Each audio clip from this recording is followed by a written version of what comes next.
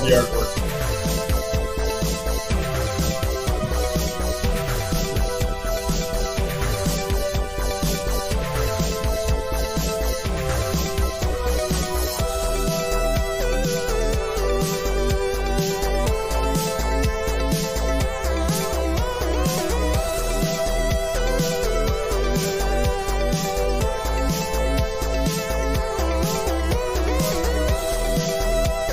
Okay, and as the very long-winded intro credit fades out, I welcome you all to the Geek Battle show here on the Extreme Improv Extremes YouTube channel, as well as the Geek Battle YouTube channel, as well as all of the Geek Battle and Extreme Improv social media channels. So, audience, make sure you smash that subscribe button with both fists. And with that, this is the second Geek Battle show. Oh my god, I can hear an echo of myself. It's the second Geek Battle show within the same week.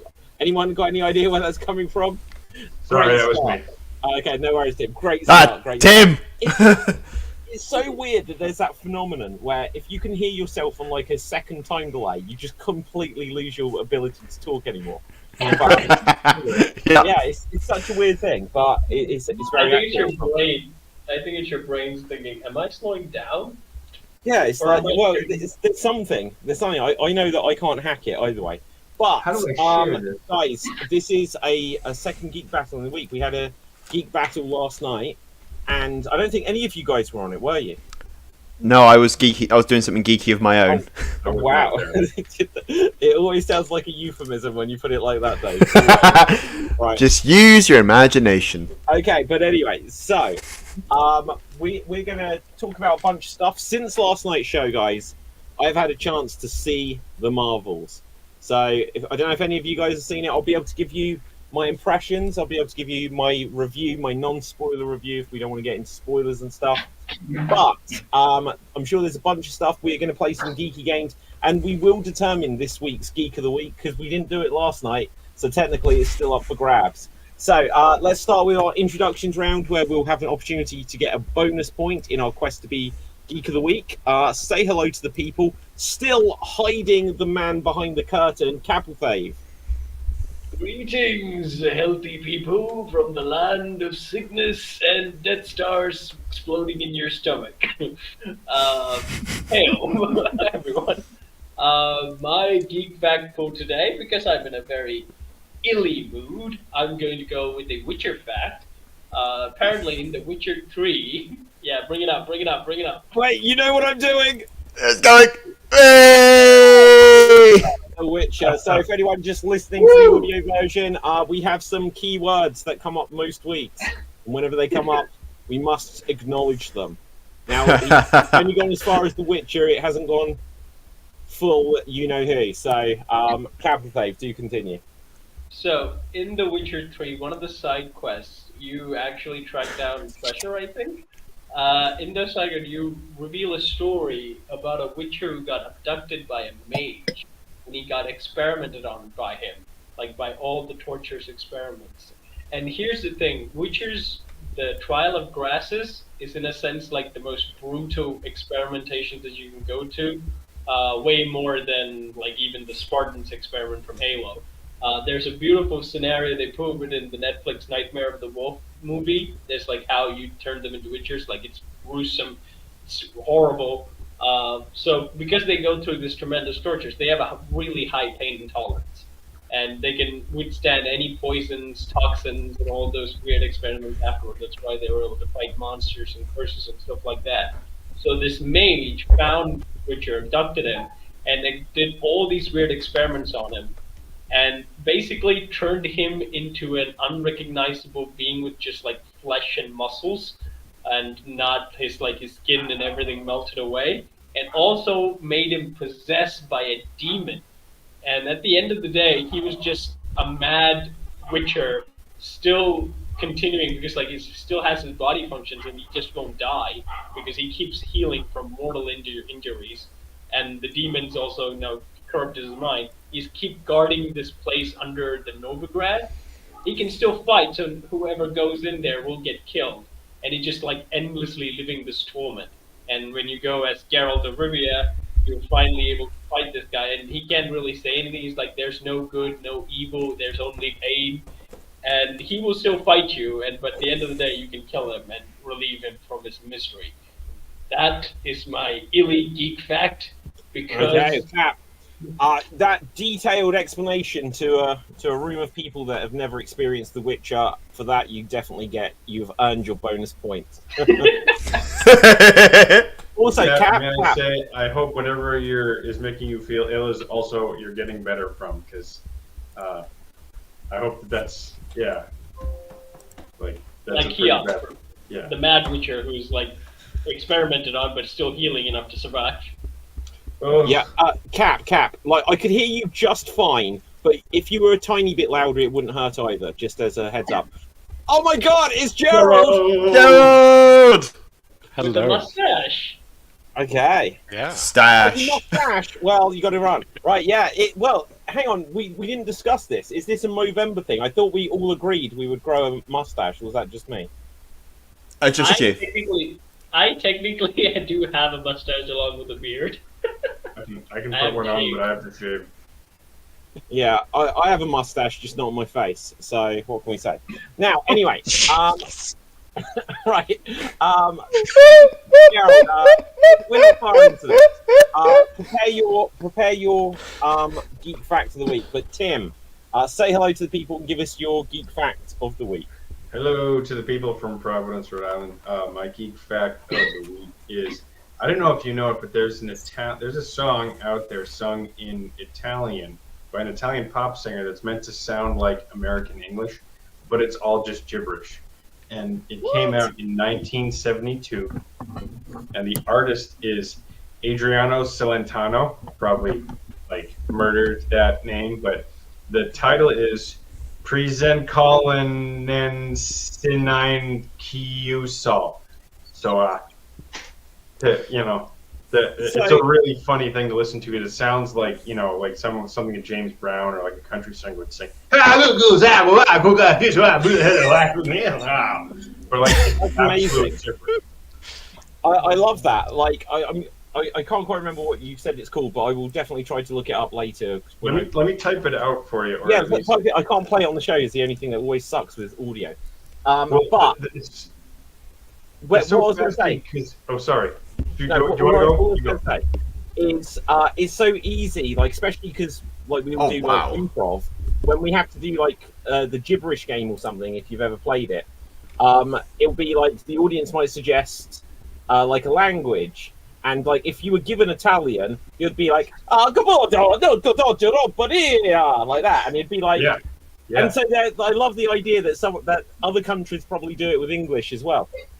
That kind of looks like something that Bill Cosby would say. The prison continent is in the Hey, boys, we got these pills. Would you like them? I love how language Bill Cosby changes impression. stuff. Right. Sorry? Yeah. It's also like when you think about it, Americans generally make a lot of sound, which is an attempt at English as well. So it's weird how this happens. So with that, Dave, you're going to give us your best French, I believe. Oui, bien sûr. Bonsoir tout le monde. Je m'appelle Dave MC. J'habite en Paris, France. And I'm going to speak English for the rest of this bit. Yeah, I could totally believe that you could actually speak some French there, but I know it was all gibberish. I know, right? I'm an actor. It's what I do. I'm like a chameleon, So, yeah, I'm Dave MC in Paris, France, and my geek fact, short and sweet a little bit. So we know about secret characters in video games, they're unlockables, but now they're mostly DLC characters that you buy later on, such as like in Mortal Kombat, have the likes of Omni-Man and Homelander. But before you had to actually work hard to unlock games, which I found out today when I played Lord of the Rings: The Two Towers, almost finished the entire game until there was a secret level that unlocked where you play as Isildur fighting Saruman at the end of the game. What? When you say Lord, is that like the old PS2 game? Yeah, it's the the GameCube version. Oh my god, I've got that game somewhere. Yeah, it's right behind me. Give it back. No, okay, that's cool. Right, no, like that I had it on the PS2, so like the chance that I've still got a working PS2 and a memory card. And do you remember like Game in the UK? Yeah. I've There's still got Game this. in the It's UK. still got the sticker on it. Yeah. There is still Game in the UK. I'll tell you about that. Like, it's probably the same if for you guys in the States. Like Capabave, I know this is going to sound like a completely ignorant question, but do you have like specialist video game stores in Sri Lanka? Specialist video game stores? Well, just a shop that like That just does sells video games. Yeah, but they're all usually, not the original video games. Local stores tend to do the... Yeah. But there are stores in Colombo that do sell original video games, but like they're very rare. Mostly everyone, sells. Well, you pay money still, but you're not getting the original game. Okay, right. Well, no, that's it. That's interesting. Well, also, Cap, you're a PC gamer, so that's but anyway. So what I was going to say is there is still Game, but in the UK now. The shop Game, like I think in America you have GameStop. We had GameStop at a certain point, and I think that went away a few years ago. But nowadays, Game is like you'll go into like a sports shop, or you'll go into like I guess I can't even remember the name of these shops, like John Lewis or something, and there'll be a game inside it, just in like tucked in a corner. But the weirdest thing with it, if you ever go into Game, it is 90% action figures and board games now. Yep. It is reverted back to like the 1970s. So the place that got took over by video games has now just become toys again. Tim. Well, in the United States, we used to have KB Toys, Toys R Us, stores that were dedicated toy stores. Lionel Playworld. Mm-hmm. So you could go to a department store and get them, but now to take up some of the market share, video game stores have begun to sell those. We have specialist game stores too that buy did physical copies of like used video games. So like if you saw like a Radiant Dawn video game, you could probably buy one there. But we also have what was I gonna say? A Lego store solely to Legos in like down maybe 15-minute drive from Providence, Rhode Island. Like you can go down there and get like specific mini Lego things. It's the coolest thing ever because it's like an independent store, but they sell like all different forms of Lego pieces and models and built ones too, and they have classes. It's fascinating. There are Lego stores in the UK, but in central London, like just off of like Leicester Square or something, there is a Lego superstore which is like 4 levels high, and they've got Lego like Big Ben or the Houses of Parliament, and they're ginormous. Stuff like that. Is like people queue up to get into this Lego shop, and then across the road from it, if it's still there, because I haven't been in central London in this area in a little while, there was like the M&M shop. It's still there. It's still there. And it's like 3 floors that just sell M&Ms, and there's statues of big M&Ms. Like they'll have like the red one, the green one, the brown one, and all stuff like that. And they all just like dressed as like football players and stuff like this. And you go in there, and it smells of chocolate. Yeah. And yeah, they've got these weird like. I don't care that much about. I can understand the Lego one because you can get a Lego anything, but chocolate is chocolate ultimately. Well, that's the thing is that because when I went back there for my holiday, and no disrespect to my wife, and I love my wife, but every time we go to central London, literally every time she goes, "Chérie, can we go to the M&M store?" Like, it's just chocolate in there. There's nothing else there. Yeah. So I have an argument for that. Go for it. Is that it's not just a chocolate store. It is a statement about Mars Candy and their brand. And they're going to sell one, if you're going to turn one whole store into it, why not do it that is the basic component is very simple as an ingredient, but you can turn it into so many colors. So that way you can sort of make it seem like it's the option of choice when all you're getting is milk chocolate M&Ms. I don't know, maybe you get some other ones. But I always thought they were like fruity. From the picture of it, I thought they were like each fruit flavored. That's what I assumed, like marbles. But when I first had M&Ms, I think it was all chocolate. So it's like, what's the point? It's just colors. Huh. Well, like, So my geek fact was you can fight Isildur. You can fight Saruman as Isildur into 2 towers. I did give you a bonus point. Oh no! I accidentally closed down the scoreboard. Right? No! It's like we're only like 1 point into this game, so like everyone's got 1 point. Gerald, just whilst I'm bringing this up, say hello to the people and give us your geek fact. Hello, everybody.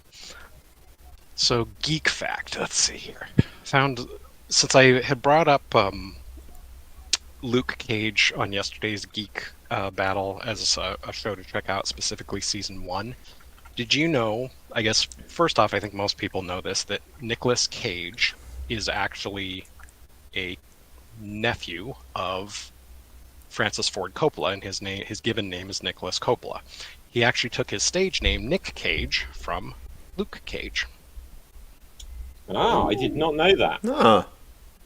I've given you a bonus point for that. I'm gonna cross over into the world of Slam Jam for 1 second, and I'm gonna add on to that fact. The wrestler Christian Cage, his real name is Jay Riso, took his name Christian from Christian Slater and Nick from Nick Cage, which turns out he was actually therefore getting it from Luke Cage. So There you go. Full circle. I'm going to rename myself after the wrestler Christian Cage, so then it will just continue this chain forever. So there I you also go. have something to add to that. I know that there was a bidding for original Spider-Man. I'm not sure which comic, between Nicolas Cage and Leonardo DiCaprio. I'm not sure who won. I think I can't bear his name for some reason. Nick Cage won, I think. But they mentioned there was a bidding war again for a Spider-Man comic between Leonardo DiCaprio and Nick Cage. Wow, that is. Do you know how much they paid for it? Because if it's like $20, this isn't that interesting. But Probably millions. Probably. yeah, I can imagine. Yeah. But man, spending $1 million for a comic, Nick Cage is a true nerd. Yeah. Oh no, he is. Well, now Like- that almost looks like a deal at the time. Like Nick Cage, when you think about it, he's played Ghost Rider twice, and what was said was that it was like a soft reboot the second time he played it, so it wasn't the same version again. And then both versions, yeah, I didn't mind either of those films, but they were Yeah, like, I thought those movies were good. I didn't yeah, know why like the first one, they were like, yeah, it is what it is, but they were like, well, we didn't get it right, so this is a new iteration of the character, and then everyone was like, nah, you didn't quite get it right either this time. So then he's been 2 different versions of Superman, because wasn't he Superman in Teen Titans, and then he was Superman in The Flash. What other characters has Nicolas Cage been? Oh, then he was in Kick-Ass, Spider-Man. Big Daddy. Yep. Oh, He was then he was a Spider-Man. Like, he is actually, like, we should work this out at one point.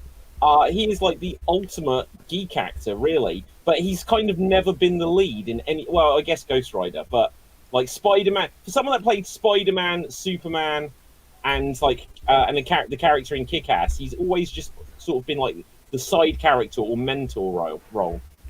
Who He's was like in Spider-Man? Brendan Fraser in a sense, like Brendan Fraser, how he was Indiana Jones technically in all the 2000s, like the Mummy movies, The Journey to the Center of the Earth. He kind of did that, like Indiana Jones role, but like no one really thought him as an Indiana Jones, even though he was actually doing it. Yeah. Like, okay, so Oh, he was the voice of Spider-Man Noir. Spider-Man. Oh yes. Yeah, like Into the Spider-Verse. Okay. Actually, he was the character that I actually enjoyed the most, because like he kept making this witty responses because he was in black and white. He can only see things in black and white as well. And I remember like when it's a spoiler for the film, Miles comes in and says, "My uncle is trying to kill me. He's the Prowler," and then he goes, "This is a pretty dark origin story." Yeah. No, I love that film. I think that's genuinely the best Spider-Man film, like the first animated Spider-Verse one. Yes. Yeah. Yep. It won an Oscar too, so Yep. Disney was like, they're not happy. You know, as an update, so Gerald, you were obviously on the show last night, but as an update, we looked at the trailer for Madam Web last night. Tim, Cap, Dave, have you seen the trailer? Yep. I've not seen it. I've seen bits and pieces. I haven't seen the whole thing. Okay, well, And I'm bored. So I know bits and pieces. So I kind of know who's in it, but I don't know anything about it. well, We don't know much about it either. okay. So the interesting thing with it is we were saying like because there's all these Like I tried to bring it up so we can like take a look at it. But we were trying to work out who the characters were because there's a guy in it that kind of looks like he's dressed as a version of Spider-Man. He kind of looks like he's got a bootleg Miles Morales suit on. Oh, the black suit. Yeah, that's Ezekiel. He's apparently the first Spider-Man. How can that be? Like, how many Spider-Men are there? Like, I'm so confused with Wait, this how is trailer. he the first Spider-Man? So after the trailer, I'll explain. I'll try, or shall I do it now? Well, let me just throw something in there because you'll probably be able to add to this when I bring it up. Because we can talk over the trailer basically. I'll bring up my shield to protect this whole thing. Deflector's on. Yeah, the force field is on. But like here was the thing. We found like a graphic which we shared in our group chat. So for the people just listening, they won't obviously have seen this. But it sort of said who all the characters were. And there was a guy that looked like he was about 32, and it said Ben Parker. And I was like, so when is this set? How? And then it said there was Spider-Woman. Then there was two characters called Spider-Woman and another character called Spider-Girl. And it just feels like if the movie is called Madam Web, she's sort of like the least important one. Surely this should, because we said last night, why don't they just make a Spider-Woman movie? And it's But you see, David, they can't because they have to have a marketable name for people to go and watch something. You know, because you remember, Doctor Strange was just the Scarlet Witch movie. But Spider-Woman is a known character. Madam Web, it turned out she's meant to be old, like Aunt May. Yep. But anyway, I'll put it on. Tim, you were going to say. Well, I just saw like a 15 seconds of it, and I was like, all right, this looks interesting so far. But I don't know, maybe Madam Web's just a way to sort of disassociate from the superhero franchise, which is kind of getting overwhelmed. But then when you watch the trailer, or maybe, but look at the trailer. There's basically an evil Spider-Man, and then later on, you know, don't want to spoil what you're about to semi-see here, but there's like 5 Spider-Women, and one of them's basically wearing like the Iron Spider costume, and it's like 100%. Why don't they just call it Spider-Woman? Well, according to Wikipedia, it says that there are 2 Spider-Woman, and that's how it says Spider-Woman. And a so 2 Spider-Girl. Spider-Women. Yes, but there's 2. And then the one lady is Aranya, who is a spider lady, but the actual characters they have listed as are Spider-Woman and Spider-Woman. 2 different characters. So there you go. Well, it's like Gwen Stacy originally, she was Spider-Woman. But now she's... but her original name now is Ghost Spider. What? Because she's the Ghost Spider. As she's now in touch with the. I don't know if her origin story's changed recently, but she's like wearing the Venom symbiote pretty much all the time. Wow. I think that character has clout on its own to actually for a single movie. You can get Doug Cameron, any sort of like characters to actually perfectly match that in a live action role, and I think that would do well. But I'm not really sure about this next year. Well, again, last night I think I said on the show that like if Sony need to make a Spider-Man film every 3 years, say, so they don't lose the rights to Spider-Man. Like, one question is, does it actually have to have Spider-Man in the title, or does a Venom movie count? Because for live action films, they should do a Spider-Man film, then do a Venom film, then do a Miles Morales film, then do a Spider-Woman film, and then back to Peter Parker, right? And they could keep this cycle going forever. And then, and last night I pitched what they could imagine if they did a film which was Green Goblin versus Dr. Octopus. I think both of those names have got the name value that people would be interested in it.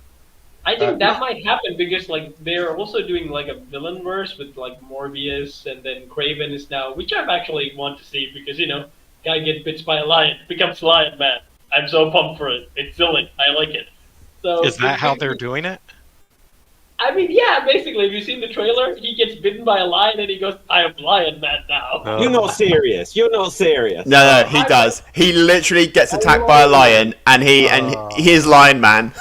Yeah. Oh my god. Okay, I'm going to take Check off the that force trailer field, out. It's leaving so something cool. freeze frame. Until I just want heard it. that, I was interested in it. But after hearing that, I'm not interested in it. Right, so Actually, why isn't there like a Lion Man? That there should be. there is. They're called the Thundercats. Oh yeah. But here's the thing. When I first saw the trailer, it had evil Russell Crowe and the guy from the guy who played Pietro. Again, I was not interested. Then the scene pops. He gets bit by a lion, and we go into like a Spider-Man thing. Like, yes, I'm into this film. Dude Wow. gets bit by a lion, and he turns into one.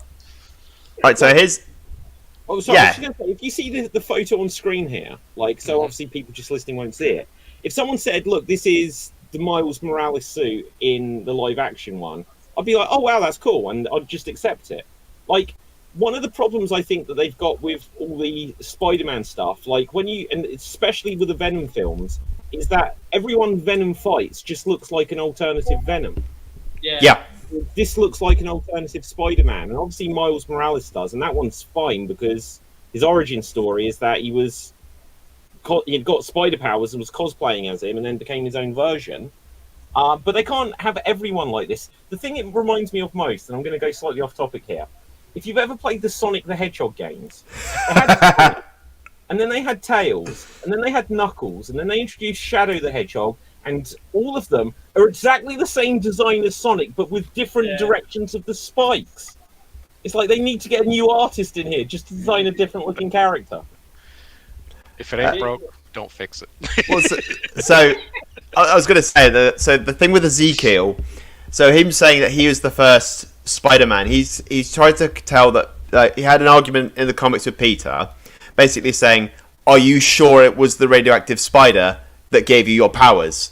Are you, So it's basically saying that, it was Madam Web, it was her the whole time. She gave you the spider powers. She is what connects the entire spider family together." And I'm like, and when I just seen that, and when I heard about the movie, I'm just like, she's an extra dimensional being with God knows what kind of powers. Why can't you just leave her at that and not have her be like the Watcher, bringing people in from other fucking universes to beat one fucking villain? Just keep it the fucking simple.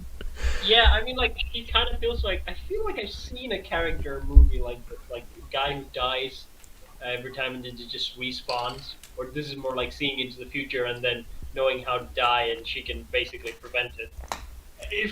I feel like I've seen this whole sequence in another movie. Wait, so like someone that sees the future? Yeah. She can see the future, but she's more of a she more like gets the spider people to intervene with the future more than anything else. Well, I'm going to quickly throw out this thought, and then I'll come to you, Tim, because I see you got your hand up. But the thing I was going to say, that if that's like the power or the ability, the thing it reminds me of, I don't know if any of you guys remember it, Eliza Dushku, who was Faith, or was it Faith, or whoever she was in Buffy the Vampire Slayer, and I'm sure she was in like Dollhouse or something like this, I forget, right? She did a show called True Calling, and she played someone that worked like in a morgue, and the main mortician, I think, was Zach Galifianakis before he did The Hangover. And she would go up to like a dead body, and it would be there, and it'd suddenly turn and say, "Help me!" And she'd wake up the day before, and then have to work out who this person is and save them. That's kind of what this ability reminded me of.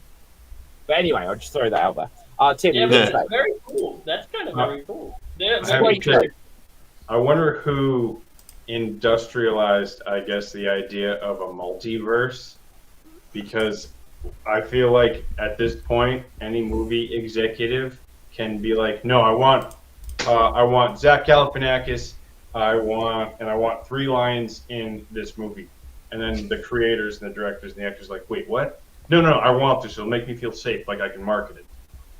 Well, we can't work it in the movie. No, just multiverse it. Just like take it out of a different dimension. I feel like that's what happened. Like Kevin Feige or whatever was like, we'll do the multiverse, and then every executive uses that as an excuse. Yep. Even Invincible is now doing it in season 2. I know that in the comics they do have it. I mean, in most comics there is a multiverse storyline in most of the stuff. Well, But yeah, because it's the easiest way to deal with continuity issues. Yeah. I mean, if you think about it, it's a horrible, horrible plot device. When it 1st came out, it made sense, but now it's just overused and everything. And now, to Tim's point, everybody and their brother has to have it in because they have all these constant reboots and stuff. So now you just have, oh yeah, it's a multiverse, and that you Look, just explain. none it of away. them have got it done as well as they did it on Sliders, guys. So Or TMNT. Sliders! I'll have mine with chips, please. yeah, okay, excellent. I'll do French fries. Oh, sorry, I forgot where I am. No, it's Okay. totally fine. I was just trying to throw in a little confusion there. Yeah, in France, French fries, just fries. They call them fries. Or do they say frites? In Yeah, some- for like Oh. frite. Yeah. Frites. Frites. Okay, cool. Okay. But I would say that the worst multiverse thing that I saw, and this was like a setup to a whole Marvel thing, it was the Venom verse, where it was just every single Marvel character and villain with a Venom symbiote. And while the designs look okay, it's just like everyone now has Venom's powers. Yeah, yeah.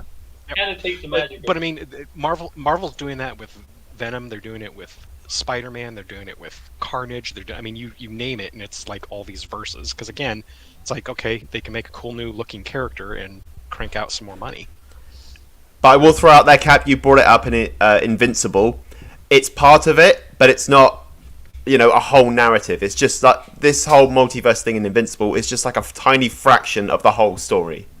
And and once it's dealt with, it's never brought up again. The problem with any franchise is that, go ahead, Cap. Now I'm a bit worried because, right on season 2, you bring up the multiverse. It's so overbloated now. I'm losing interest. I like you, Invincible. Don't make me hate you. I will say that there's non-spoiler warning that it's okay, Cap. There is no that once this multiverse stuff is done, it's done. It's never brought up again. I think the multiverse is kind of never going to go away now, because I think genuinely because it's kind of been happening even before they called it the multiverse. When they had the Terminator that ignored Terminator 3 and 4 and 5, and when they had when they were gonna do Alien, directed by the guy that did District 9, and it was just going to follow on from Alien 2, and it was going to have Michael Biehn not get killed, and it would ignore Alien 3, and Halloween that ignored Halloween 2 and 3 and stuff like this.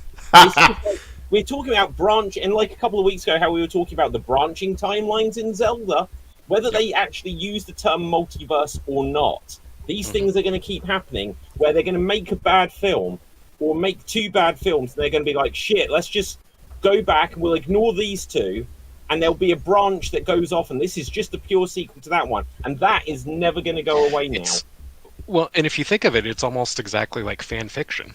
Like, you have all these people that create their own sort of worlds and stuff based on a certain mythos, and now it's gotten to the point where it's basically how movies and stuff are being made.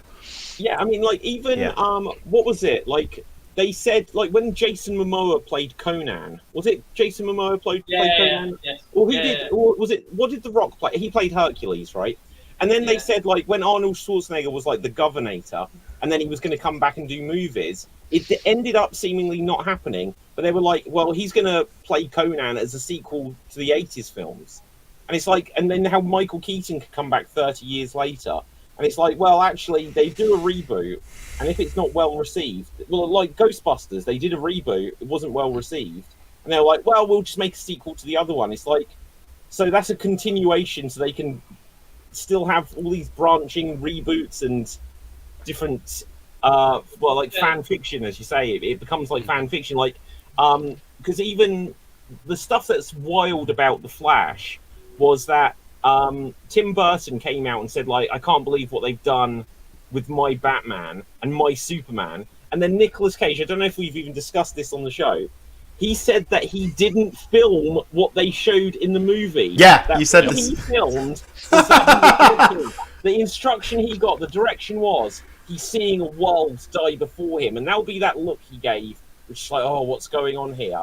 And they would well, we're just going to make him fight the giant spider from the version that Kevin Smith was working on, and he never filmed it. I would have loved it though if he did that face he did in Face Off, just as the priest, you're seeing the world's dying. Ah! Nicolas Cage in Face Off has the best facial expressions of anything. Yeah. It's when he's like high on drugs and he's like, I'm gonna take your face off like this. I love that movie. I absolutely do- love it. yeah, I Apparently they're think doing that a is- sequel to it's it, right? underappreciated. You remember that from 2 years ago? A year or two ago, they said they were making a sequel to Face Off. And it's like, how? Face Off 2, face back on. Fake. They just killed the same Multiverse, thing, come but on. be fake. Yeah. Here's the thing about Conan I want to say is that I watched the Arnold movies. I read so much of Conan stories. I love Conan stories. And everyone likes the Arnold films. I didn't like the Arnold films. Jason Momoa's films was not great either, but they were relatively kind of okay for me when capturing the tone and stuff, but again, it was the 80s and things. But my problem is, with actually I was going to say Conan O'Brien. Conan the Barbarian. That would be a different movie. Conan O'Brien. The Barbarian. Yeah, Conan O'Brien, the Barbarian. Before late night TV, a TV show host fights for freedom and justice after commercial breaks. But with I got a funny joke. but with Conan the Cimmerian is that my thing is that like he's not a dumb brute. With Arnold, that was the problem with the movie. The whole thing, he barely spoke, and like if you read the books, there's like a lot of good quotes of him like spitting out philosophies and stuff like that. Amazon was going to actually do a TV show based on it after the Lord of the Rings came out. There was announced it, but they canceled it because it was toxic masculinity or something like that. Understandable, but that's the Conan world. But here, if you watch like the Primal, I want like the guy who did that Grundy I can't say his name. Yep. The guy who did that, if he does like an animated version of Conan, it'll be much of a hit as Invincible or any animated stuff that will happen. Like that series would sell. What I'd be interested in seeing is an analysis of creative texts from a long time ago and creative texts from modern times. Like, what we're seeing is rewrites and reboots of an original story or reinterpretations. And is this a behavior of the authors or the creators that we've seen in other places? You know, from what I understand, in terms of like the Bible, there are 4 different accounts of the life of Jesus, and probably one of them written was like 80 years after Jesus died. So it's like how these are constant retellings of stories that finally get written down, and then someone else rewrites them because, again, language changes. The concept of words sometimes cannot. The concept of some words, like some languages don't have words for languages that have some. Like I guess in German, there's like an emotion like longing with a side of hunger or something. I don't know. Like in German, there's more complex Unless I'm emotional mistaken, words. that may be a slider. But anyway. Yeah, exactly. Yeah, I'll have my depression with a side of angst, please. Yeah, depression and angst, which is like that can be a nuanced feeling if you don't, you know, and being able to have that word sometimes can speak of freedom that others do not necessarily realize that they have. Even your experience itself is dictated and guided, and you know, like going back to interpreting what a written creative piece is, we're seeing that right now in many different places, and often it's probably an executive being like, "Oh, multiverse, man." Speaking of which, if I can just interject, this is probably long since past its like I've waited too long to bring this up. But I asked the image generator to give us Conan O'Brien the Barbarian.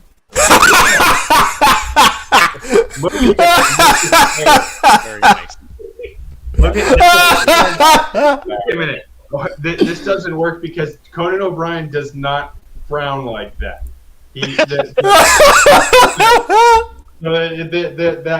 That musculature that is dedicated to France.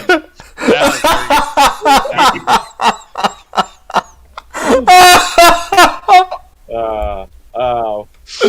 I had to mute myself. I was too funny. I mean, like, whoever named him, everyone thought, like, someone's gonna, like, how does that name sound familiar? Oh, yes, Conan the Barbarian. No, Conan O'Brien. Yeah. He actually went to high school next to my town. Oh wow. Conan O'Brien grew up in Brookline, Massachusetts, and I was next door. Wow. So Tim, I think like what you were talking about too, it goes back to before people really started writing stuff down, the oral tradition of like epic poems and stuff. And to your point, I think, yeah, if you went back and if we could go back in time and see how stuff has changed over that time, because you had people who were distinctive storytellers. That's what they did. They memorized bits and pieces, but I'm sure that they also added things that were relevant to that point in time. So you could take a story that was 1,000 years old that had been told, and since it wasn't written down, you couldn't really trace and see how, but if it was written down, to see how it's changed and was augmented over that time period. But if I would say, yeah, go ahead. I was going to say, well, I wouldn't want to do that, because you have expectations. Like imagine you went to see like Socrates, for example. You say, oh, he's a great philosopher. He came up with these great debates. He said these wise words. But then you go back in time and you see he was actually drunk off his ass and just talking bollocks. I was like, where's Socrates? Who? Oh, you mean him at the front? Yeah, I was always the one, But that's the thing. Like, if Socrates didn't believe in writing, but we only know about Socrates because Pluto wrote it down. Otherwise, we wouldn't know Socrates because he would have lost history because, like, he didn't believe in writing down things. Well, but not only with that, what's interesting, there was an article I was reading a couple weeks ago that was talking about how authors, so people who we think are like great and fantastic authors, and this wasn't one of them, but we'll say like Shakespeare. And I know that this is not true for Shakespeare, but we'll say back in his time, he wasn't really highly thought of or anything or regarded. And it wasn't until 50 or 100 years later after he passed that now they're like, oh my God, this guy is the greatest writer ever. You have to go read this stuff. And I can't remember who the authors they were talking about, but there were a couple over like the last 200 years that they're like, during their time, they were nobodies. And now they're deemed and considered like high literature and everything. Yeah. Well, it's the same with art, with Van Gogh. Yep. Like, he was unappreciated in his time, and now we regard him as one of the greatest artists that ever lived. And throwing the geek point in there, go and watch Vincent and the Doctor from Doctor Who season 5. Beautiful episode, beautifully written. The guy who plays Van Gogh in that, phenomenal job. Go check it out.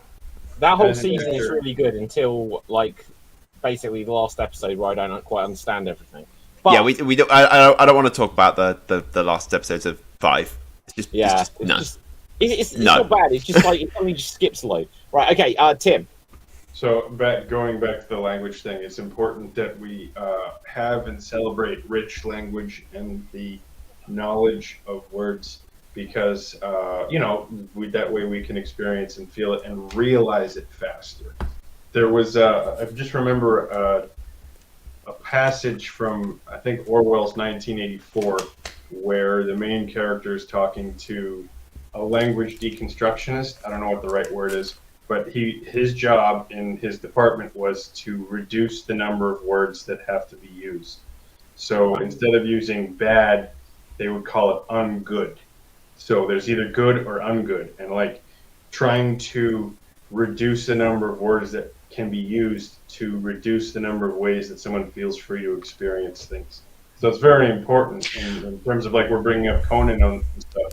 Toxic masculinity, in a way, is suppressing our own ability to experience and express emotions, which, if we understand these words and maybe learn a little bit about like different cultures and how they experience emotions and feelings, that can give us a better sense of what we're feeling, communicate that, and then enjoy movies that don't have to be multiversed all the time. Yeah. Yeah, I would say it's a diverse take you can still do. From the stories I read, uh, I don't think Conan says a lot of toxic things, but like there are like stories that happen, like how you can point out they're not really suited for the modern Yeah. times. Wait, Uh, which Conan are you talking about? the O'Brien. barbarian, not Okay. the and also like the depiction of ethnicities in the Conan series is also, you can say, a little bit problematic, but in a sense like they were diverse. I would say that like Conan didn't like go just all like Neanderthals all the time, but no, like he traveled like different parts of the world, and I think that is also kind of a cool like, because like right now we lost the sense of geography in fantasy movies and stuff like that. Sometimes you don't know where you are and you know what their cultures is as well. But I think this is a good update that you can still have like a diverse world with Conan. Like even if you see the Jason Momoa movie, that like you see like different groups of people, which is very good. In terms of the language, again, you will find it hard to adapt something like. But I would say it is beautifully rich. Some of the words when I read the book, like I don't understand it. I would have to Google the things. What do they mean by this? Like this is something that I've kind of like Shakespeare and Lord of the Rings, I would say.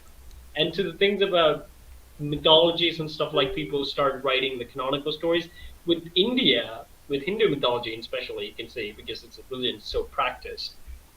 Each like area of India has their own version of Hinduism in a sense. The stories kind of warp into different things. Like if you look at the Mahabharata, it's like the biggest Hindu religious poem that we wrote. It was originally written in Sanskrit, but like there's like diverse different interpretations. So when they translate on different version, they take on different point of view. In the South area, they would actually talk about the caste system more than they actually expressed in the Hindi version. So there's like you can actually go into very different storytellings and they can be very good. Like some people like that narrative that they pulled in, and when one character was not really fleshed out in the original text, but in this other version of Indian area, that character is like fully fleshed out, and he almost comes out as the hero. So there is good chance for that, and I think the Norse was also kind of like that, because the thing with Norse mythology is that when Christianity got involved with Norse mythology, they kind of made Loki the kind of like the bad guy. Before that, Loki wasn't the evil devil like character who kind of caused Ragnarok and stuff like that. He was, in a sense, like the most welcome evil. His mischief and things were not actually harsh, but when Christianity got involved, they clearly depicted him as the evil god who caused trouble for the noble Norse gods. So yeah, like when you go into weird clear-cut narratives, you kind of lose the richness of already existing mythology, which had very different ideas. So I would say that Marvel liberated Loki and made him somewhat of a hero, but then Son of the Mask happened, and it proved Christianity's point that Loki is an asshole. Okay, so I'm going to pick up on that there. Who here, because like a week behind on this one, that guys, there's a few things on the agenda that I would like to bring up, because I put it in the title of the episode. And we haven't Go for it. got to any of it yet, right? Oh, So yeah. I have seen the Marvels. I've also seen all of Loki season 2. Has anyone here seen either any of this? I'm trying to watch Loki season 2, but I haven't seen all of it yet. Oh, okay. I won't give spoilers.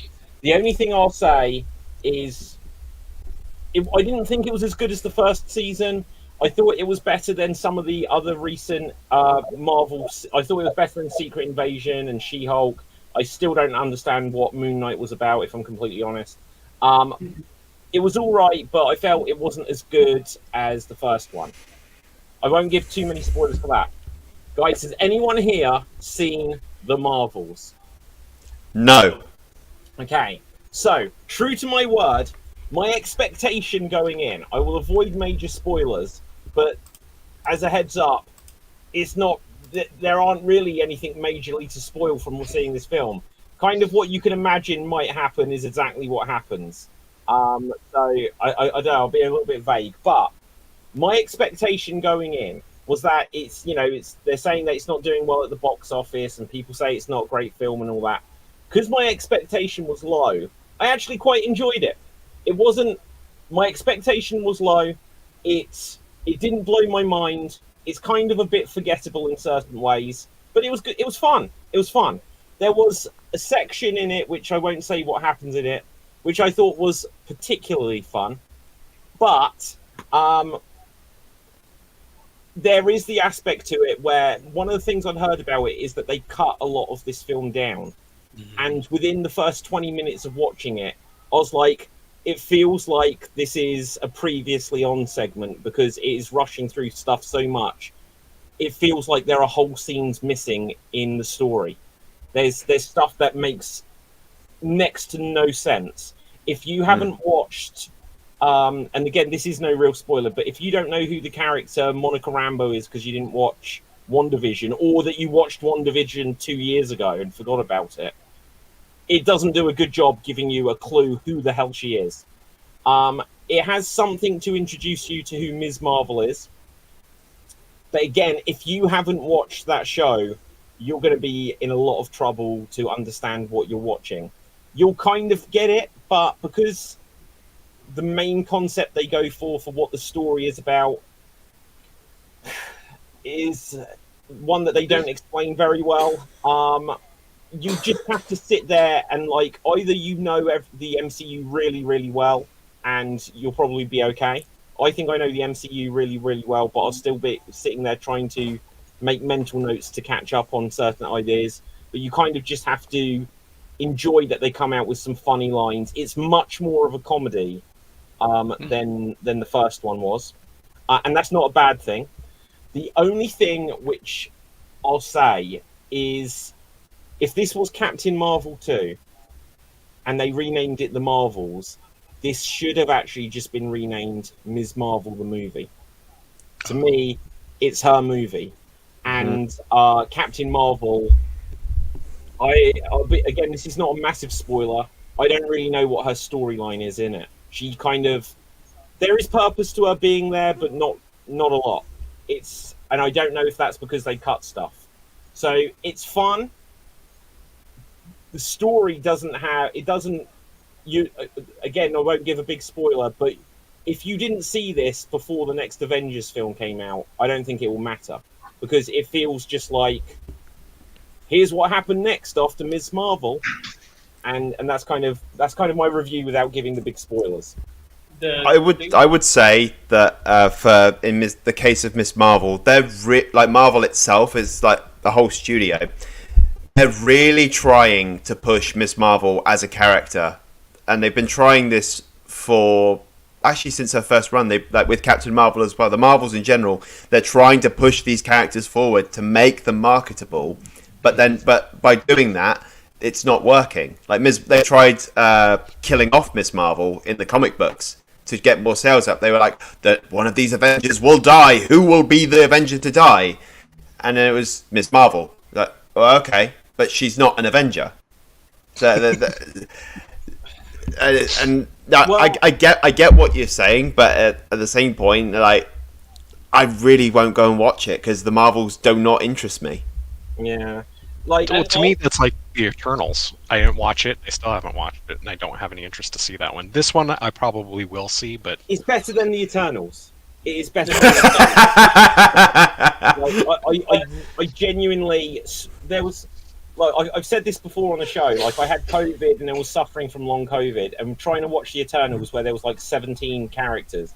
I couldn't keep track of anything in that film. I was just like, I'm not taking anything in. I don't know who these people are. It's better than the Eternals. I would say I didn't like necessarily. I like perhaps the characters in Thor or Ant-Man more than I like the characters in this. But it was kind of a better movie than Thor: Love and Thunder and Quantumania. Like, those films had certain ways where they were a bit, a bit of a mess. Like, so I thought Thor Ragnarok was like so good when it came out. And then it sort of felt like Thor: Love and Thunder was like trying to recapture that magic, but it didn't.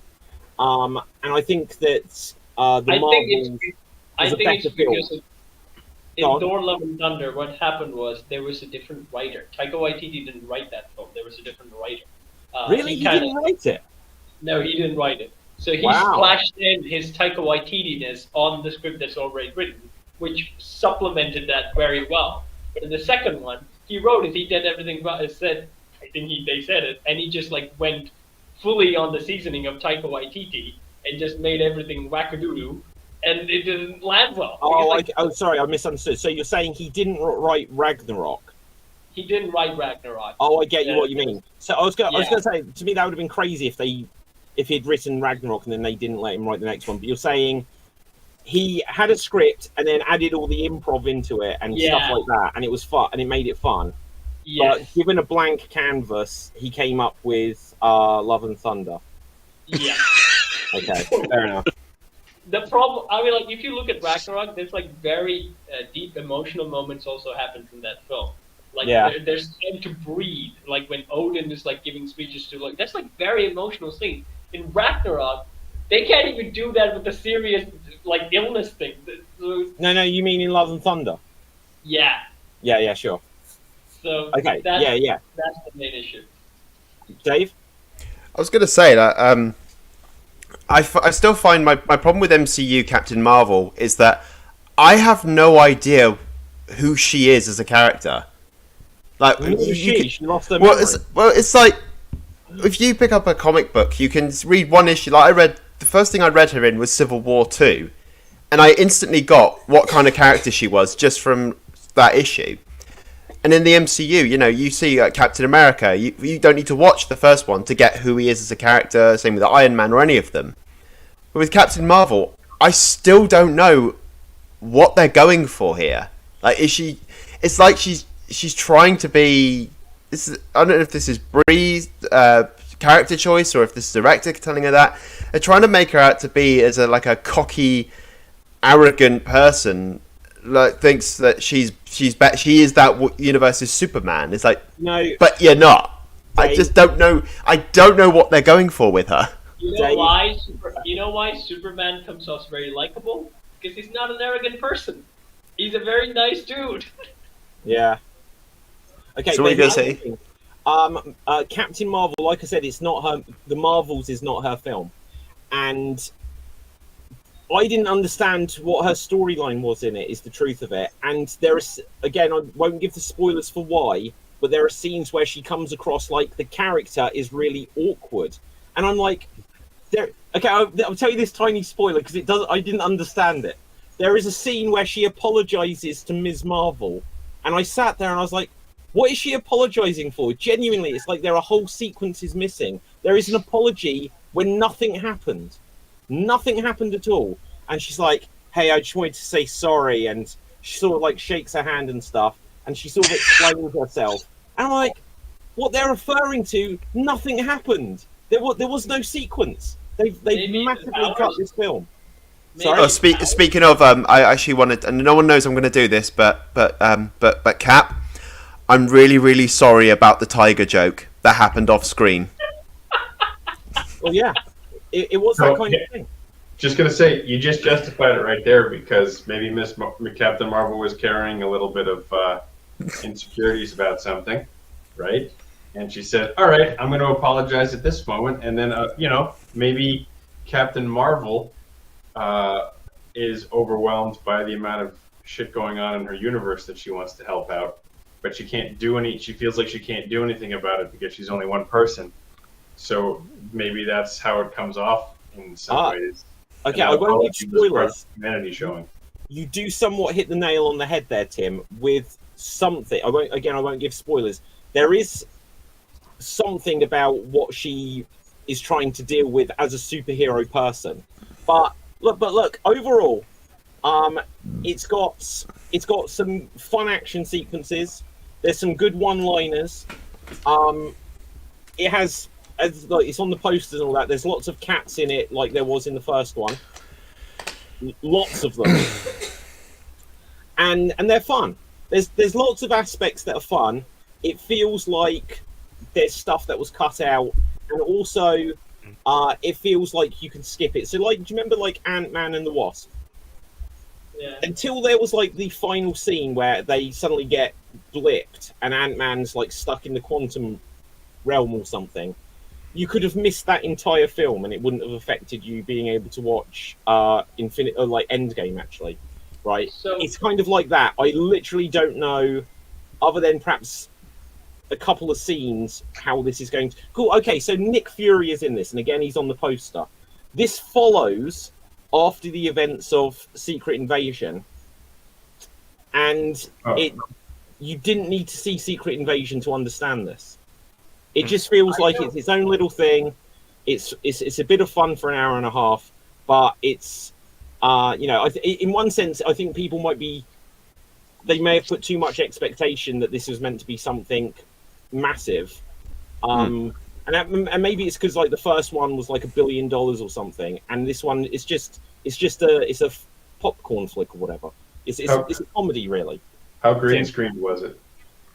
How green's it's hard to say. Not probably in ways that, because they've got amazing CGI and stuff. So there's probably big sections which are very CGI'd, but it actually has a surprising amount which is kind of a bit more grounded. So yeah, hard to say on that one. I don't know the comics of Captain Marvel, but I've seen a few episodes where she makes an appearance on the animated Avengers show, which is not really that of a great show. The second one they did, the first one season they did, everyone claims it's actually a good show. The reboot that they did after they did the film was not that really great, but it was okay.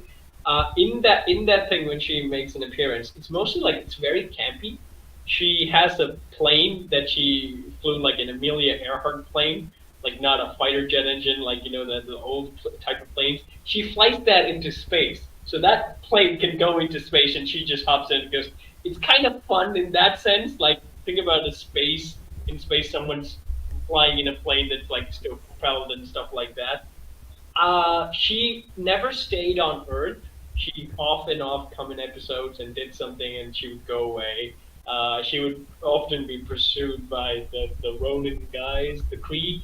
And there was many fun run. In that point, they did like the she's like tough cookie, that kind of the character that they went for. But she was like not trying to like I'm the most powerful or anything arrogant like that. I think Marvel shot themselves in the foot when they actually started off saying like Kevin Feige kept saying like she's the most powerful character in the MCU now, and they were trying to create this rivalry with Thor. They basically didn't have good chemistry off screen. They both don't like each other in the other sense. But it did not going to go well because like they're both very different characters. Even though in Ragnarok Thor got a lot of campy, but still, I don't think that will work. They should bring instead of if you want to bring a better rivalry, you should go with something better. I think Thor's rivalry is best with Loki. And Bless you. then that's not me. that's the misses. But here's the thing with Loki, I saw a YouTube thing that they did, which I really liked. Is that Loki breaks away from the TVA and comes visits Thor, and he's like really sad and miserable. And that sequence, they just did it on YouTube, was so meaningful and so heart-touching to watch. I was like, if they did stuff like this in Loki, I would gladly watch it. Huh. Do you know? Okay, so something I will say on that, Cap, is, and again, was this something like a what was it? Was it animated? Was it? It was like a stop-motion comic sort of thing. Okay, right. No, I saw her in the animated thing, so you 2D that's in the Avengers cartoons. Okay, so like here's the thing: the problem with Loki season 2, and the problem with the Marvels that I just saw, and a problem with so many of the MCU films, basically since they first did the Avengers films, is that they have like these characters having threats where they could call in help of the other Avengers, and they never do. Like, I won't give the spoiler for the Marvels, but it comes up at every point, I'm sure. Like when you're watching Secret Invasion, and it's just like Nick Fury with his zero powers and his gun, and you're like, why don't you just call everyone? Where is Doctor Strange to help you and Thor, right? And Captain Marvel because she's your best friend, right? Where is everyone? Even in this, so Captain Marvel has got the most power out of anyone. So arguably, does she need anyone's help? And they have to come up with reasons for why, if you've got a character that is that overpowered, what the threat can be. But at a certain point, it's like, oh, this person's going to do this thing and it's going to threaten the world. Or this other planet of people are going to be threatened, whoever it is. It's like, well, why don't you call in the Asgardians? Why don't you like get the Guardians of the Galaxy, rope them in to help with some of this? And this is ultimately the problem they've got, that after like 15 years of movies being interconnected, there are all of these characters that they could call upon, and so then you get a character like Ms. Marvel, who then in the film she comes face to face with like the likes of Nick Fury, who's like a big government agent kind of guy, and he's like, well, so now they're just letting children run around with superpowers and stuff, right? Yeah, You know, I mean, and there's so many. That unfortunately, the longer it goes on, the more they're painting themselves into various corners that they have to negotiate out of. So I would say for that, as they're making the universe bigger, but at the same time they're making it so small that Yeah, and by expanding the amount of characters that they have in the lineup, the universe that they're creating, while they think, oh, we're making it bigger, there's these characters at the edge of the whole solar system, you know, they're going to be fighting their own big bad. In reality, you're actually making the universe a lot smaller, because now everybody, as you said, David, everyone's now connected with somebody, so they will always have to call upon that person. yeah, with the Asgardians, I would say that that's the biggest mistake that they did. They should have kept them so far away from Earth, because like you get the Asgardians' idea of gods, right? So you can't just involve them willy nilly in like superhero settings and stuff like that. They're like Thor, you can get away. Like he makes appearances to Earth, even though like he's not yet the most powerful Asgardian, because like he has to grow old and stuff like that. He is still the most powerful guy you can have in the Avengers. But like you have a leeway with that, and you can. And the Odin is like you can't actually use the pose of Asgard on Earth and stuff like that. So you have like rules, which kind of keeps the worlds kind of balanced, even though there's like all these mystical things are out there. Asgardians, and mainly like the gods, the whole thing that they opened up with, even with the Moon Knight, they should keep that in the background so far as possible. Because if you have like gods literally playing in your storylines, you can't bring up a Captain Marvel and say, "Oh, she's more powerful than any other." Yeah, we're not like we already have a god bias. We're gonna go for the mythology gods as being the most powerful beings, and we're all gonna root for them. And so, even with Superman, right? Superman doesn't get involved with like the mythology stuff right out there. So Yeah. keep those things very, very separated. So otherwise, you get very convoluted, and your characters won't get. okay, hang on. I've just had a thought, literally, as you were like describing some of this stuff. I know how they could have solved this whole multiverse problem. It's not too late, but it's what they should have done like 5 years ago. After they defeated Thanos, and like we'd had Endgame, that should have been basically the end of the MCU story. It really should have been almost the complete end of it. But they should have had like some characters or whatever speak about, oh, the Ancient One showed the timeline and stuff like this. They could have still had the thing where it shows the TVA, although, you know, I'm not completely sold that it's that the multiverse is organized by an office. It kind of means that there's not really any free will and destiny and all that sort of stuff, right? But if they said we've got these new characters, Shang-Chi, the Eternals, and whoever else, She-Hulk and whatever other, what if they had all existed in a different dimension? That there is no Hulk, there is only She-Hulk. There are no Captain America and all this stuff, but there are the Eternals. And you see that this other universe, and perhaps some of it could be set 5 years back in time and stuff, was having all of their own things happen.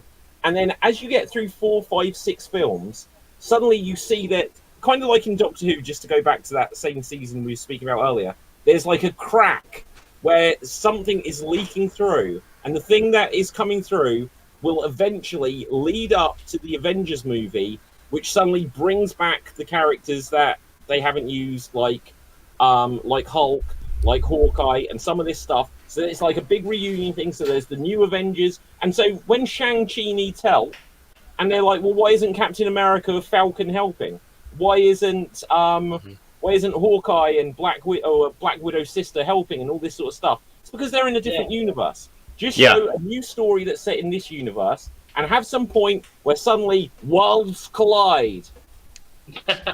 You know, but instead it's just like, well, Captain Marvel needs to save the world, and just like Falcon, he's busy this week. He can't be bothered. But I will say that the only thing that got sort of power level thing right is Dragon Ball. They dropped the power level bullshit like really quickly. That is like, because they're saying, oh, this person can beat this person. Yeah, but power level, how powerful you are does not determine if you win a fight. You know, someone can be, because I will say Goku and Vegeta's first ever fight, Vegeta had the arrogance because he saw, oh, he's a power level weaker than I am, so I can beat him easily, but he still lost. Mm-hmm. And it's like, power levels don't mean anything. It's like, yeah, you've got Yeah, go on. Not to say that Thor could beat everybody because he's like thousands of years old, or like Tony Stark could beat Captain America because his suit adapts to Captain America's fight, blah, and all that shit. But it's like, I'm getting a little tired of this thing that, oh, this person can beat this person. Yeah, they can, because they're in another tier than that person is supposed to be. Like, Worldbreaker Hulk is in a different league to Batman. So they're saying, could Batman beat the Hulk? No, he couldn't. It's clearly obvious because they're in two different leagues of their own, you know? Yeah. But look, it's not... Oh, hang on. Wait 1 second, guys. It's almost time to say it. Oh shit, it's Nick! Ah! Run! Hello, Nick. Sorry I'm late. Don't worry. How are you doing? We were just talking about you, Nick. Yeah. Nick Fury. Couple of things. So what I will put down what you were saying, Dave, is it's not the size of the dog in the fight, it's the size of the fight in the dog. Yeah. Using that logic, you can come up with a reason why anyone can beat anyone. Why Batman could beat Superman and stuff like this. That's what I was going to say is, I mean, a perfect example of that is Batman. He has 0 powers, but he has the ingenuity and stuff, and he has basically vast monetary resources and stuff. Gerald, I'm going to disagree with you. Batman has the power of bullshitsu.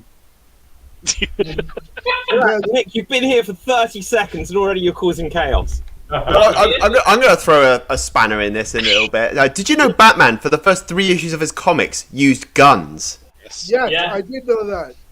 I found that out recently. Like, what? No, Batman doesn't use guns! I love it in Batman vs Superman where he just shot a guy. I was like, yeah, Batman, now you get it.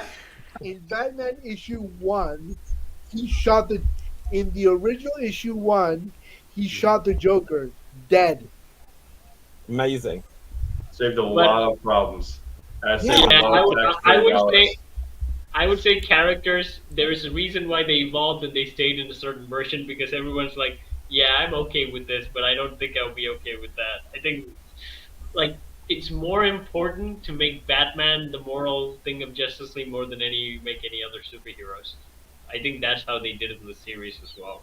Maybe. But it's like, I would say Batman is I'm not going to say the whole he could beat everybody, because Batman can't beat everybody. He can't beat anybody. He has the contingencies against every single member of the Justice League, but still he had to go through prep time, and even then, there's no guarantee that his contingency plans are going to work. There's a countdown that they did, like every interaction between Batman versus Superman in a fight. Like, Batman hasn't won a lot of it. Batman won a few. Like, I think I counted that. They counted the stat one time on Geek Fact. I don't remember right now. But all the altercation, Batman doesn't come out on top. But again, it's very difficult for a normal guy to beat Superman. But when he does it, it makes a bigger impact. So, but again, in that storyline, Dave, there is the underdog card. If the underdog card is played, I think you can make storylines work when you have like the greater power guy fighting each guy and like getting outsmarted and stuff like that. But when you bring if you bring two powerhouses, everyone will say, this guy punches hard, this guy punches hard too. Let's see who punches the hardest.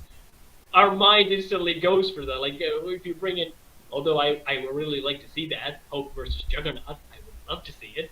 But it's mostly going to depend on who's going to punch the hardest.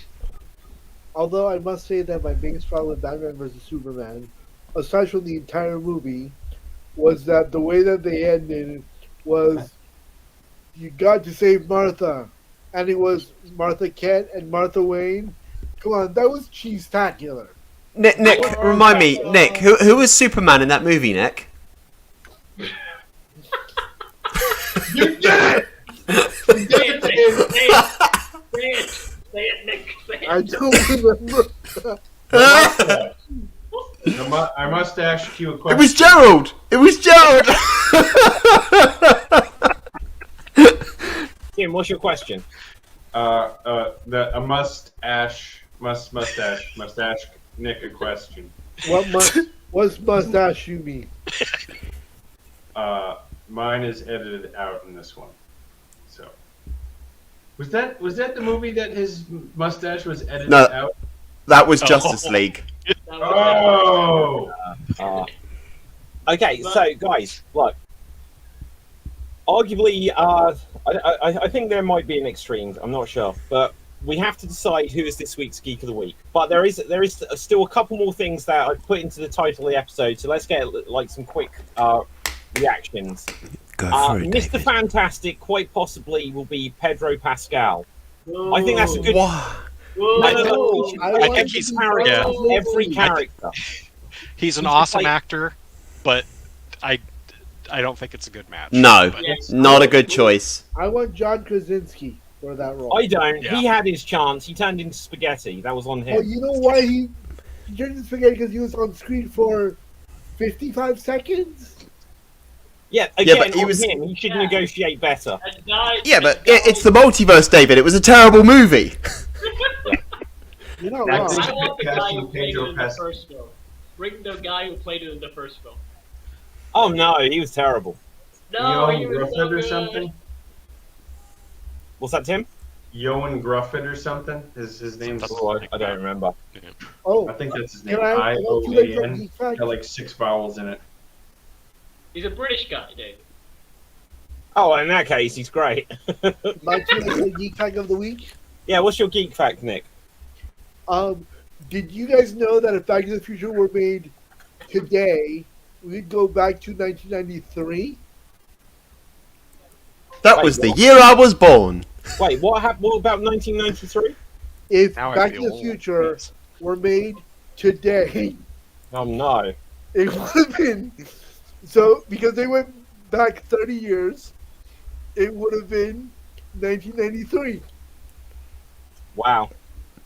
That's So what you're insane. saying is that Doc Brown and Marty went back to 1993 and then they just stayed there because it was awesome in the 90s. That's crazy. They'd literally be going into their own future from now. Like Right from into the. I would have been 12 years old. wow. I wasn't even born. I was a baby. Right. So okay.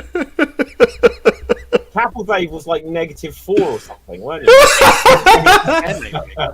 Yeah. Like, okay, so guys, the other thing is we spoke about Taika Waititi earlier. There's a story here that the Star Wars film that he's going to make. We spoke about this recently. Apparently, he says it's going to piss people off. So, I don't know. He's coming out and saying it straight out. I'm like, Star Wars has been doing that for the last few years now. What could he possibly do to piss everyone off even more? You could hire Henry Cavill He has as. apparently said Yeah. it will be a Taika Waititi film. Now, they wouldn't let the guys making Solo, who then went on to make Into the Spider-Verse, they fired them because they were making it their own film.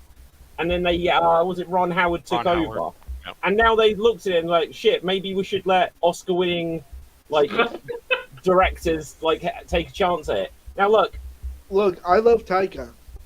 I loved Ragnarok, right? Have you guys seen Free Guy? Yeah, It was good. that was really good. He did Free Guy Yeah, Free with Guy. Ryan Reynolds. yeah. Oh, I like that film. That's a great film. With Yeah. Ryan Reynolds starring as Ryan Reynolds. Absolutely, yeah. I mean, look, that movie is the most Ryan Reynolds movie that ever Ryan Reynolds. Well, hang on. Whilst that is true, if you have seen the Fast and the Furious film with Ryan Reynolds in it, where Which he's I have only in it not. for like 6 minutes, he is the most Ryan Reynolds ever in those 2 scenes that he is in. Even more than Free Guy or Deadpool? Yeah, he is more Deadpool in like the two scenes. He sits down opposite The Rock. It's like a Fast and the Furious movie, and he's suddenly like, "I got a tattoo for you," and he's like, and there's all this weird, like sort of creepy but charming stuff that he says to The Rock, and it's like, why is Deadpool suddenly in this film? Have you seen the short? There's a great short that Taika Waititi did with Ryan Reynolds that they're sitting there as Korg and Deadpool Yes, I've seen watching Free Guy, and like, I don't get the concept of this movie, and I'm just watching this, I'm going like, this is fucking genius. This is the greatest piece of The movie best I've Ryan ever Reynolds, seen. the best Ryan Reynolds as Ryan Reynolds though, is Detective Pikachu. Yes. He is. That was like when that film came out. Everyone was like, "No, it should be Danny DeVito voicing it, right?" But no, like Ryan Reynolds basically took Pikachu and he's like, "Look, I just play Ryan Reynolds now." So, Could you imagine Danny DeVito doing Pikachu's voice? It'd just be like, Pika, Pikachu, Pika, Pika, Pikachu. the reason people wanted that. I'm the trash man. Pikachu game. Now I When want there to was- see. Good.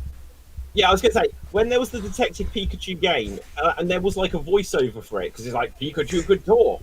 Someone just redubbed it with like lines from Danny DeVito films, and people were like, "Oh my God." I love it. And then they went with Ryan Reynolds, and they're like, that doesn't sound like Danny DeVito. You got it wrong. But then he was so funny in it. Like, honestly, I love Detective Pikachu. I'd love them to make a follow-up film to that. You know what I hope Taika Waititi does for his movie? Hires What? Henry Cavill as Emperor Palpatine. Oh my God! He said.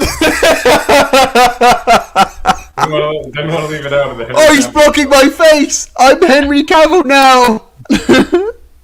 Oh my goodness. Okay, I can't even find. Henry, Oh, here we go. I know you want to be seen, mate. There we go. Sorry about that, everybody. Right. I can't remember how to take this off. There we go. Right. Okay. Oh. Good. So guys, look, we need to decide who is this week's Geek of the Week. We're almost two. Oh, hang on. Ruth has joined this show. Ruth is on the wrong link. Ruth, Ruth, I'm bringing her in. I don't know if you're Well, Ruth, are you there? Geek of the Week. Hello, Ruth Curtis. Are you there? I'm here. Ruth, Hello, you are totally in the realm of Geek Battle right now. So I gather, yeah. Yeah. So this is more than Zoom. Please, This- have you this won is- me?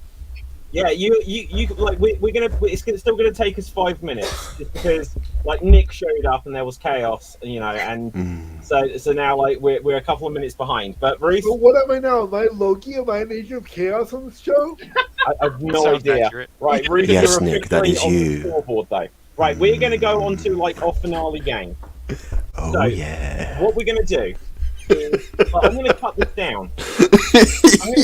I'm gonna give each of you 30 seconds to ask me yes/no questions to work out a film. Okay, and then we'll do it this way because a minute is we're going to be here for the next 15 minutes. So I'll give you each 30 seconds. Okay, and then you can only ask me yes or no questions, and you have to work out what the film is. So look, it's all gone yellow for Ruth. Right, Tim, do you want a film? Do you want a character? Do you want a TV show? What would you like? Wait, so do we ask questions and create a film for you and give it a title? Or No. You ask yes or no questions, We'll figure- and you try it's to work out what 20 it is. That sounds like a better game than what we got. Look, we're doing my game. I'll do a film. I'll do a film. Okay. Ask me yes/no questions. I'm going to give you 30 seconds, and then I'll hand it over. Go. All right. Is the movie before 2000? No. Is it after 2000? Yes. Is it after 2010?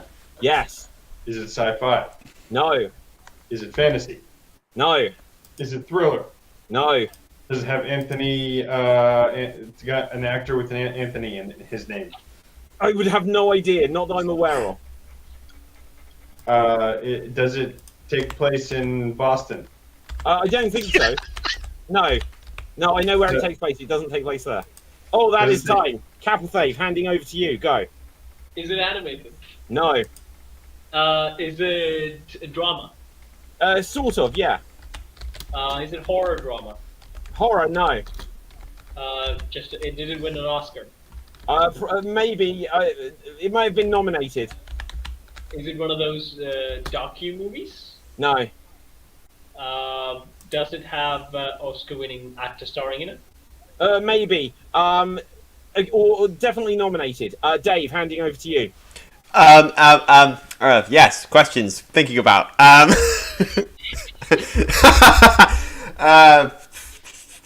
After 2010. Yeah, I think so. Yeah, definitely. Is it a well-known movie? Yes. Is it part of a franchise? Yes. Is this franchise still ongoing? Just about, yeah. Or at least recently. So Just about. Is yeah, it? It's been something recently enough that you could say it's ongoing. Did the series start before 2010? Yes. Is it an 80s movie? Oh, the franchise is, but that is Yeah. time. Ruth, are you still there? I'm here. I'm doing something else. Okay, that's fine. Nick, hand it over to you. Is it a horror movie? No. Is it The Hunger Games? No. Is it The Muppets? No. Is it something I may have seen? Something you've seen? I wouldn't know. Is it in the realm of sci? Is it a sci-fi No. fantasy? Nick, we've answered all of these. No. Gerald, handing over to you. Shit. No.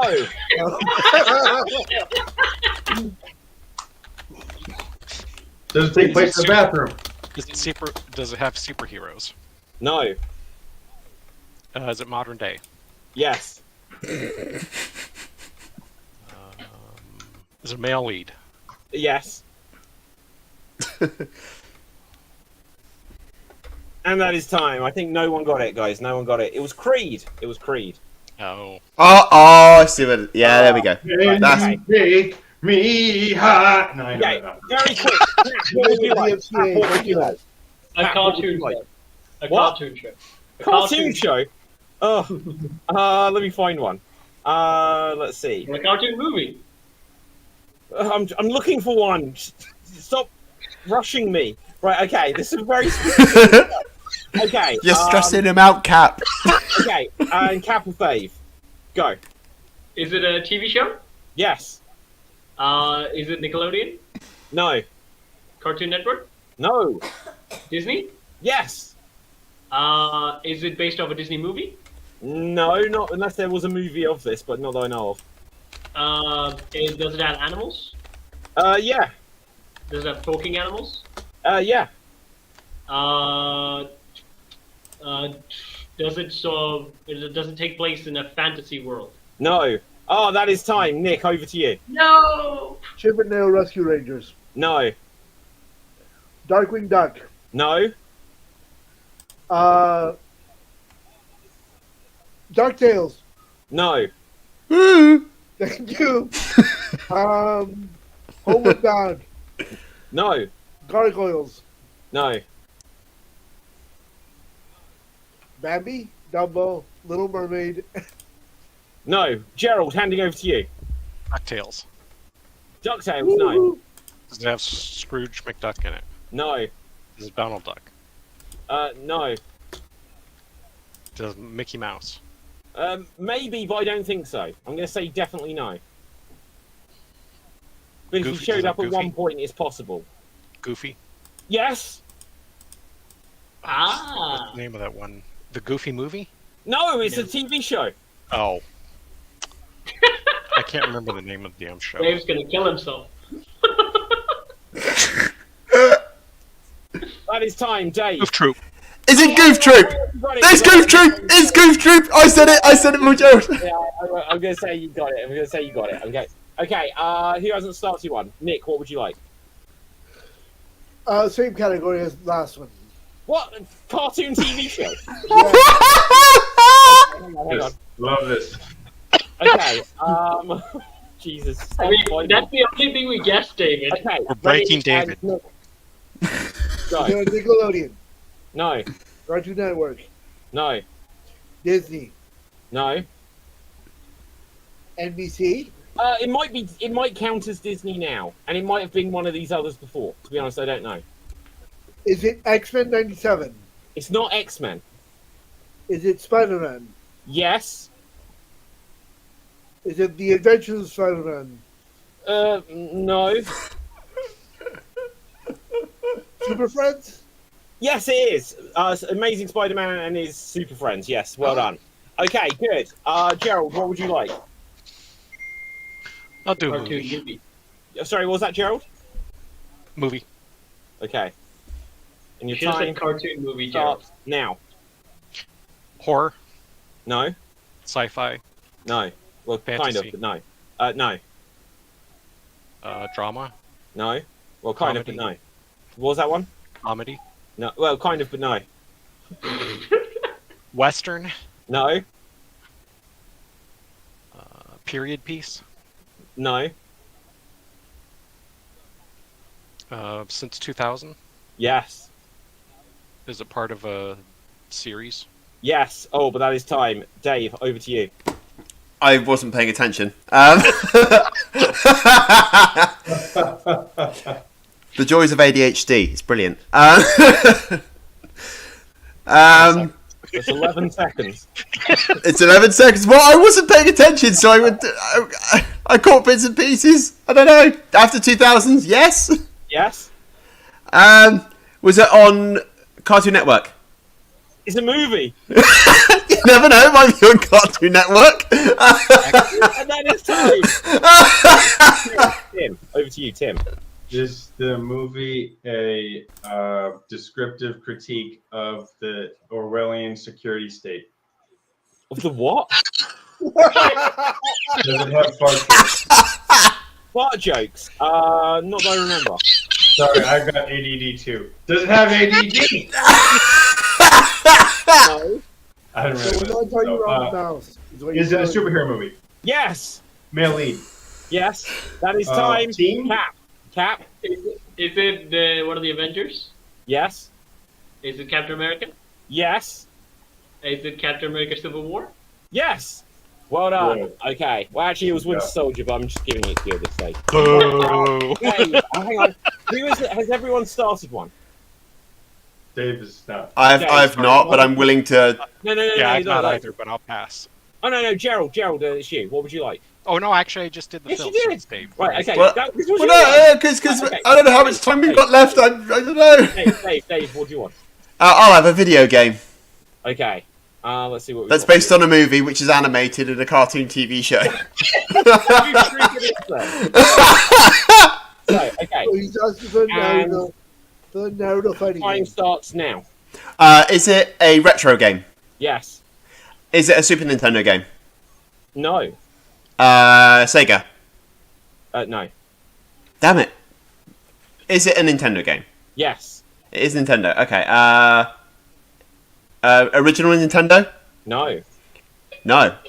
Is it a DS game? No. Is it a GameCube game? No. Is it a Game Boy game? Yes. Is it Tetris? No, but that is time. Nick. Damn it. Not Nick. Sorry, hang on. Tim. Is it Pokemon? No. Is it Metroid? No. Is the main character? Is it one main character? One main character, yes. Okay. Does it involve monsters? Yes. Does it involve Zelda? Yes. Is it Legend of Zelda, the Ocarina of Schmack? Do you know what? I'm going to give it to you because it's obscure, but it's the Game Boy Legend of Zelda game. Link's Awakening. I'm going to give I you was some- going to say that! Well, you didn't though, did you? Right, okay. So, basically, we have an almost complete tie. Gerald, Tim, Capelfave, and Nick each have 2 points. Dave, you have 1. Right? Alright, dude. Wait, what? Yeah, you've got 1 point. Right, somehow. I Oh, don't even- that means I suck. That's what it No, is. I didn't mean you had 1. We're not saying Right, that. I meant I that you had concede. 1. I Right, concede. so So unfortunately, Dave,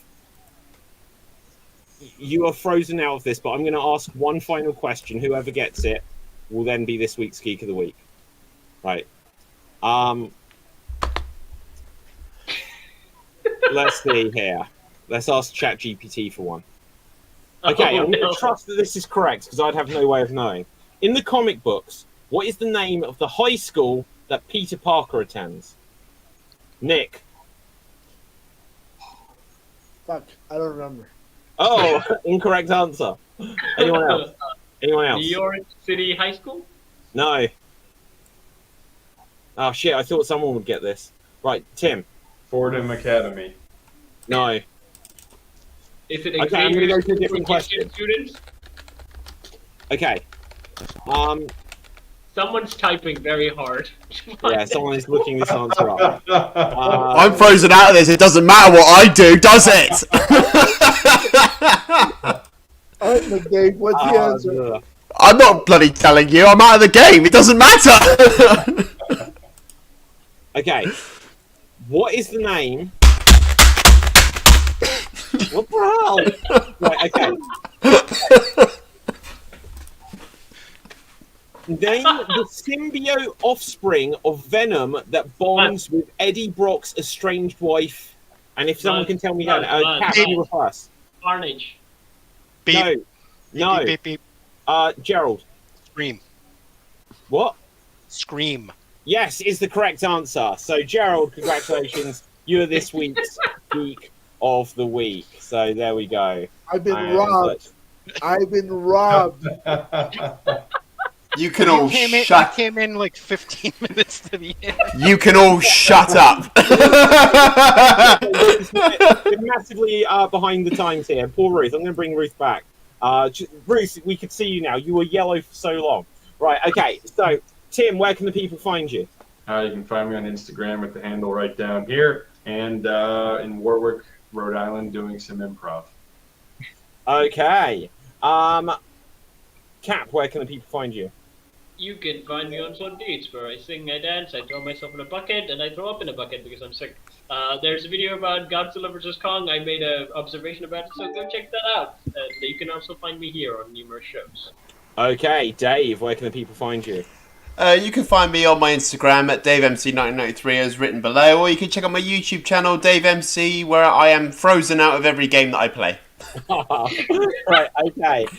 Ruth, you gave the best contribution of everyone here. Look, we're going to hop over to Extreme in a second, but get the plug in. Where can the people find you, our guest of the week?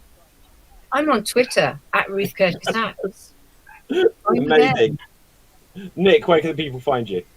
Usually at a Starbucks, but on the internet and Stab on Twitter right there. NSTV. Okay. Fantastic stuff. Gerald, our Geek of the Week, where can the people find you? Instagram at Geek, Gerald Geek, and then also on Geek Battle and sometimes on comedy. Okay. Right, my name is David Pastansky. You can find me on Facebook, Instagram, Twitter at David Pastansky. God, I really miss David Pastansky. Right, with that, everyone else, stay safe. Always stay extreme. David, have you been drinking? Yeah, I like the Pepsi Cherry. We're not sponsored by them, but I wish we were. Right, so, now for now, everyone, we are off the air. Okay, guys, that was the show. I can't believe McDave got the freeze out.